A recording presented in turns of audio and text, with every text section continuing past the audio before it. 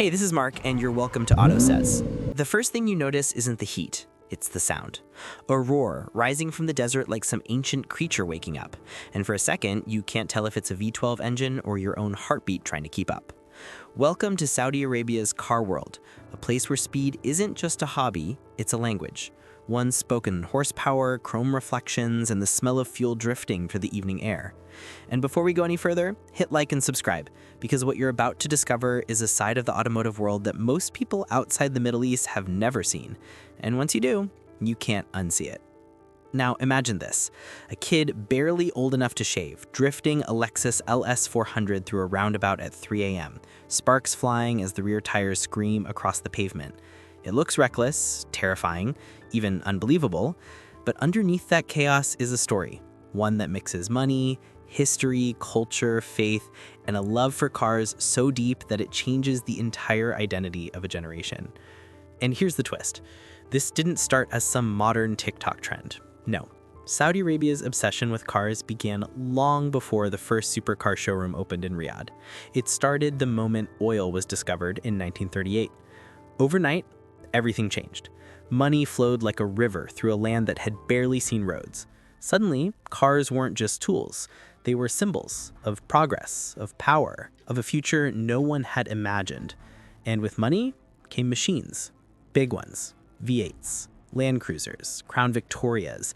If you grew up in the US, you might think muscle cars defined American culture, but in Saudi Arabia, the car became something even bigger.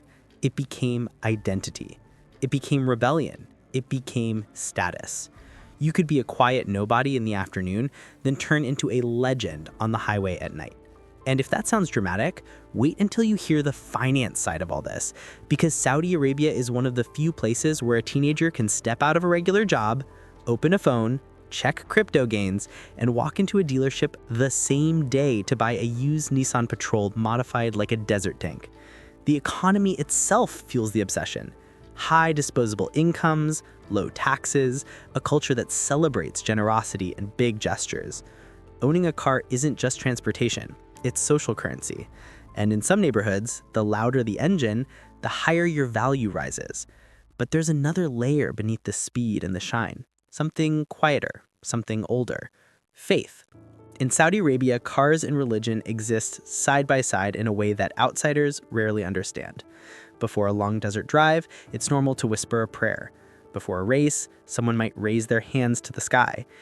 Even the concept of risk hits differently here. People know life is fragile. The desert teaches that.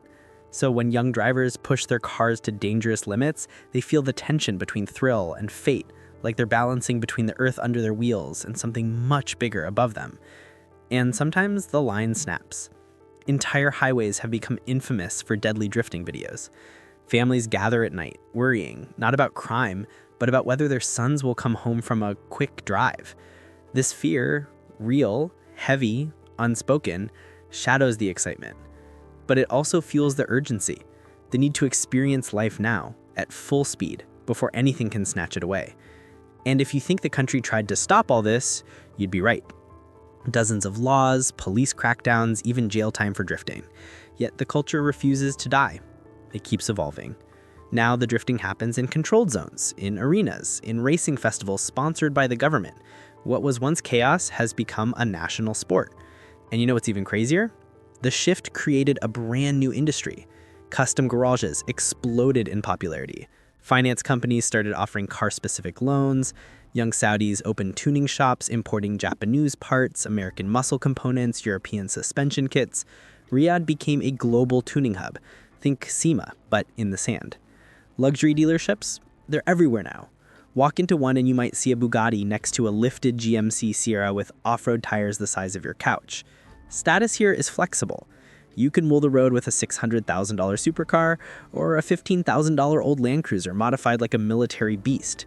It's not about the price tag, it's about presence. And presence is everything. But here's the question that keeps pulling us deeper. Why cars? Not watches, not yachts. Why cars?